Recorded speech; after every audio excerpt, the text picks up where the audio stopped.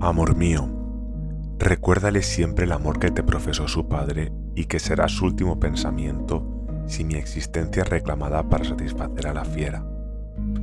Dile que te adore y que deposite en ti el cariño que me tendría, que es mi voluntad. Prométeme, Juli mía, que me harás el favor de recordarle a mi chiquitín que su papá adoró en ti su ser, que él corresponda otorgándote su cariño a la que fue mi vida, a ti. No le eduques en la venganza, hazle comprender la necesidad que tiene de querer, aun a sus enemigos. Madrecita, recuerda siempre a tu hijito, recuérdalo y recuérdaselo al ser que me des, que yo, aun no existiendo, sea mi recuerdo el que guíe sus pasos. Y cuando haya expirado, si besas esta boca que tantas plegarias te dirigió, recogerás la última que te dedico con mi vida.